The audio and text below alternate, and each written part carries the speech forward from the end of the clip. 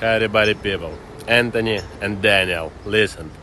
I know IBF title important to you. Tell it my present to you on September 21. Guys, слава Богу за все, слава Україні. Alright, so Oleksandr Usyk in that video there announced that he will be giving up, he will be vacating the IBF Heavyweight Championship. So he will no longer be undisputed. Now, whether he's doing that today or whether he will in the next coming weeks, it'll happen before or maybe September 21st itself. He will be vacating the IBF title. Now, Eddie Hearn has mentioned in the run-up to, well, we're going to have a press conference tomorrow. The Wembley Show press conference is tomorrow. Now, normally you're given a decent amount of notice for these conferences. I only got word literally this evening that it's on tomorrow. Now, obviously, I won't be able to attend because I'm, well, here. So, unfortunately, I won't be able to attend. Hopefully, this is the last one that I won't be able to attend.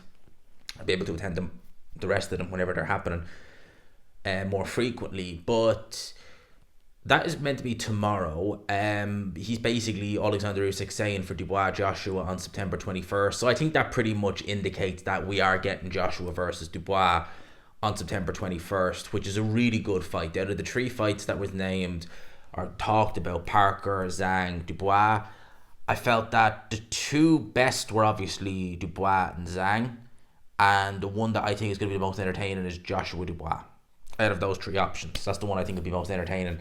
Now, Eddie Hearn talked about Usyk being stripped or potentially vacating, and I kind of did dismiss the whole kind of concept of Usyk vacating because I just kind of thought to myself, well, what reason does he really have to vacate? You know, I don't know where the IBF going to come down hard on him and say, no, you have to make a mandatory, and because you're rematching Fury, we're stripping you. Or, you know, if they weren't going to do that, I'd be like, why would you vacate? But he has. Maybe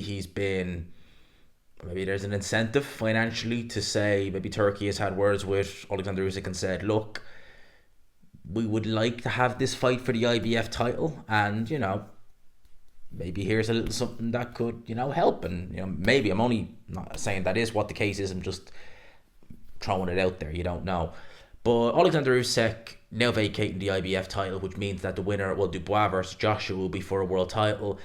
And I said it, I thought that fight to me is big enough to do Wembley Stadium on its own. I believe anyway. But to have an IBF title and to have it as a real world title, because you could do it as for the interim title, but you know, it's not a world title. But now it's for the full, the real McCoy, the full IBF title. That will do well. Joshua, world title fight, Wembley Stadium against Dubois, all British affair. That's going to do well. That's going to do very well. And yeah, September 21st can't come quick enough. There's no point doing it. There's not going to be a long video. It's just breaking the news, so to speak. Joshua Dubois, IBF Championship. And it's going to be interesting to see, well, the press conference is on tomorrow, so it's going to be interesting to see who's there. I know it's obviously going to be it's going to be Matchroom versus Queensberry again. You know, Daniel Dubois with Queensberry, obviously Anthony Joshua, Matchroom. And it's going to be interesting to see who's going to be there, who's going to be on the undercard.